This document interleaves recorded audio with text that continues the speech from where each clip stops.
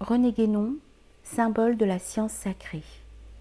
Première partie, le symbolisme traditionnel et quelques-unes de ses applications générales. Chapitre 2. Le verbe et le symbole. Nous avons déjà eu l'occasion de parler de l'importance de la forme symbolique dans la transmission des enseignements doctrinaux d'ordre traditionnel. Nous revenons sur ce sujet pour apporter quelques précisions complémentaires et montrer encore plus explicitement les différents points de vue sous lesquels il peut être envisagé. D'abord, le symbolisme nous apparaît comme tout spécialement adapté aux exigences de la nature humaine, qui n'est pas une nature purement intellectuelle, mais qui a besoin d'une base sensible pour s'élever vers les sphères supérieures. Il faut prendre le composé humain tel qu'il est, un et multiple à la fois dans sa complexité réelle. C'est ce qu'on a trop souvent tendance à oublier, depuis que Descartes a prétendu établir entre l'âme et le corps une séparation radicale et absolue. Pour une pure intelligence, assurément, nulle forme extérieure, nulle expression n'est requise pour comprendre la vérité, ni même pour communiquer à d'autres pures intelligences, ce qu'elle a compris dans la mesure où cela est communicable. Mais il n'en est pas ainsi pour l'homme. Au fond, toute expression, toute formulation, quelle qu'elle soit, est un symbole de la pensée qu'elle traduit extérieurement. En ce sens, le langage lui-même n'est pas autre chose qu'un symbolisme. Il ne doit donc pas y avoir opposition entre l'emploi des mots et celui des symboles figuratifs. Ces deux modes d'expression seraient plutôt complémentaires l'un de l'autre. Et d'ailleurs, en fait, ils peuvent se combiner puisque l'écriture est primitivement idéographique et que parfois même, comme en Chine, elle a toujours conservé ce caractère. D'une façon générale, la forme du langage est analytique, discursive comme la raison humaine dont il est l'instrument propre et dont il suit ou reproduit la marche aussi exactement que possible. Au contraire, le symbolisme proprement dit est essentiellement synthétique et par là même intuitif en quelque sorte, ce qui le rend plus apte que le langage à servir de point d'appui à l'intuition intellectuelle, qui est au-dessus de la raison, et qu'il faut bien se garder de confondre avec cette intuition inférieure à laquelle font appel divers philosophes contemporains. Par conséquent, si l'on ne se contente pas de constater une différence et si l'on veut parler de supériorité, celle-ci sera, quoique qu'en prétendent certains, du côté du symbolisme synthétique qui ouvre des possibilités de conception véritablement illimitées, tandis que le langage, aux significations plus définies et plus arrêtées, pose toujours à l'entendement des bornes plus ou moins étroites. Qu'on n'aille donc pas dire que la forme symbolique n'est bonne que pour le vulgaire. C'est plutôt le contraire qui serait vrai. Ou mieux encore, elle est également bonne pour tous parce qu'elle aide chacun à comprendre plus ou moins complètement, plus ou moins profondément, la vérité qu'elle représente, selon la mesure de ses propres possibilités intellectuelles. C'est ainsi que les vérités les plus hautes, qui ne seraient aucunement communicables ou transmissibles par tout autre moyen, le deviennent jusqu'à un certain point lorsqu'elles sont, si l'on peut dire, incorporées dans des symboles qui les dissimuleront sans doute pour beaucoup, mais qui les manifesteront dans tout leur éclat aux yeux de ceux qui savent voir. Est-ce à dire que l'usage du symbolisme soit une nécessité ? Ici, il faut faire une distinction. En soi, et d'une façon absolue, aucune forme extérieure n'est nécessaire. Toutes sont également contingentes et accidentelles par rapport à ce qu'elles expriment ou représentent. C'est ainsi que, suivant l'enseignement des hindous, une figure quelconque, par exemple une statue symbolisant tel ou tel aspect de la divinité, ne doit être considérée que comme un support, un point d'appui pour la méditation. C'est donc un simple adjuvant et rien de plus. Un texte védique donne à cet égard une comparaison qui éclaire parfaitement ce rôle des symboles et des formes extérieures en général. Ces formes sont comme le cheval qui permettent à un homme d'accomplir un voyage plus rapidement et avec beaucoup moins de peine que s'il devait le faire par ses propres moyens. Sans doute, si cet homme n'avait pas de cheval à sa disposition, il pourrait malgré tout parvenir à son but, mais combien plus difficilement. S'il peut se servir d'un cheval, il aurait grand tort de s'y refuser sous prétexte qu'il est plus digne de lui de ne recourir à aucune aide. N'est-ce pas précisément ainsi qu'agissent les détracteurs du symbolisme ? Et même si le voyage est long et pénible, bien qu'il n'y ait jamais une impossibilité absolue de le faire à pied. Il peut néanmoins y avoir une véritable impossibilité pratique d'en venir à bout.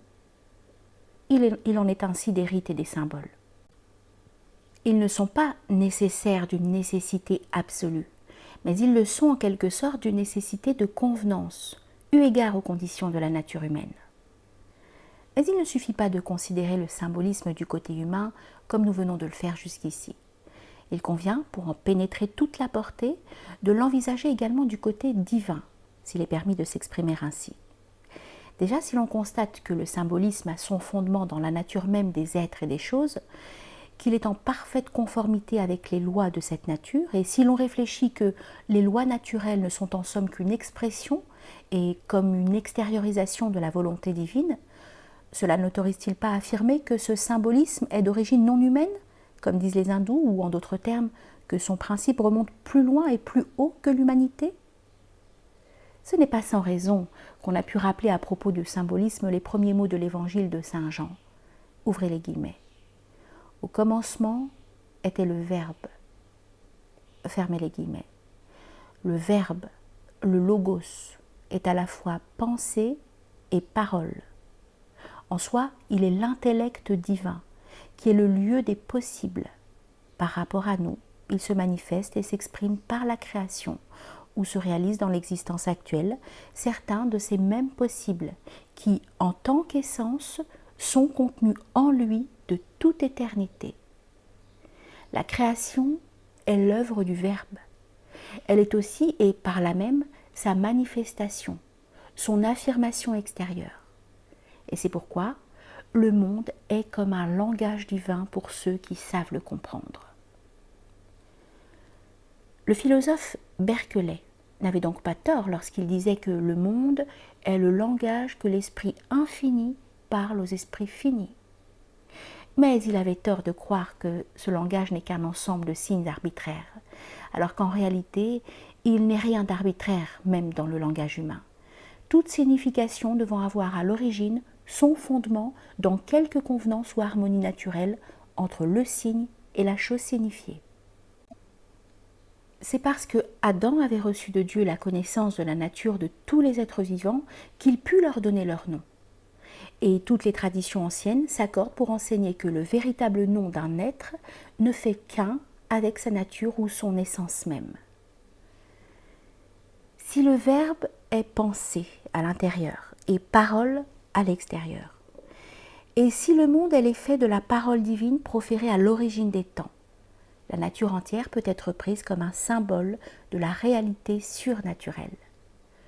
Tout ce qui est, sous quelque mode que ce soit, ayant son principe dans l'intellect divin, traduit ou représente ce principe à sa manière et selon son ordre d'existence. Et ainsi, d'un ordre à l'autre, toutes choses s'enchaînent et se correspondent pour concourir à l'harmonie universelle et totale, qui est comme un reflet de l'unité divine elle-même. Cette correspondance est le véritable fondement du symbolisme, et c'est pourquoi les lois d'un domaine inférieur peuvent toujours être prises pour symboliser les réalités d'un ordre supérieur, où elles ont leur raison profonde, qui est à la fois leur principe et leur fin. Signalons à cette occasion l'erreur des modernes interprétations naturalistes, des antiques doctrines traditionnelles, interprétation qui renverse purement et simplement la hiérarchie des rapports entre les différents ordres de réalité. Par exemple, les symboles ou les mythes n'ont jamais eu pour rôle de représenter le mouvement des astres. Mais la vérité est qu'on y trouve souvent des figures inspirées de celui-ci et destinées à exprimer analogiquement toute autre chose, parce que les lois de ce mouvement traduisent physiquement les principes métaphysiques dont elles dépendent. L'inférieur peut symboliser le supérieur, mais l'inverse est impossible. D'ailleurs, si le symbole n'était plus rapproché de l'ordre sensible que ce qu'il représente, comment pourrait-il remplir la fonction à laquelle il est destiné? Dans la nature, le sensible peut symboliser le suprasensible. L'ordre naturel tout entier peut à son tour être un symbole de l'ordre divin. Et d'autre part, si l'on considère plus particulièrement l'homme, n'est-il pas légitime de dire que lui aussi est un symbole par là même qu'il est créé à l'image de Dieu? Référence la Genèse.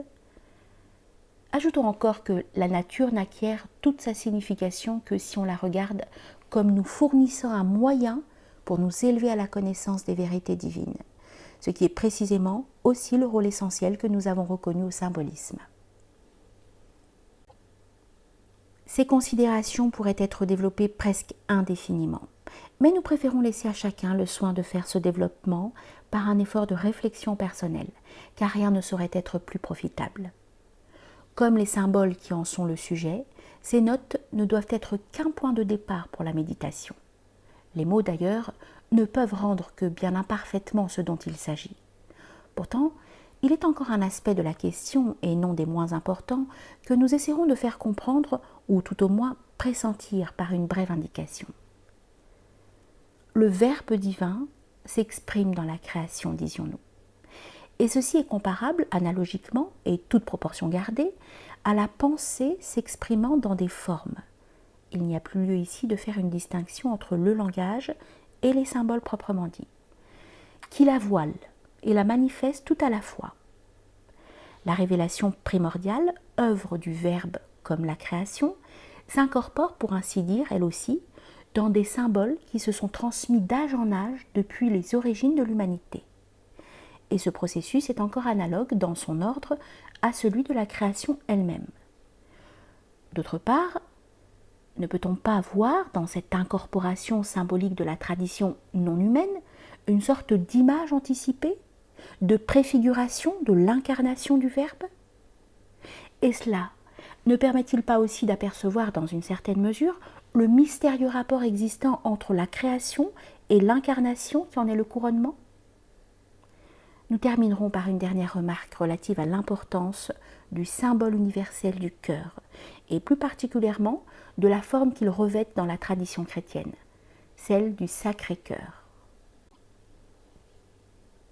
Si le symbolisme est dans son essence strictement conforme au plan divin, et si le Sacré-Cœur est le centre de l'être, réellement et symboliquement tout ensemble, ce symbole du cœur, par lui-même ou par ses équivalents, doit occuper dans toutes les doctrines issues plus ou moins directement de la tradition primordiale une place proprement centrale.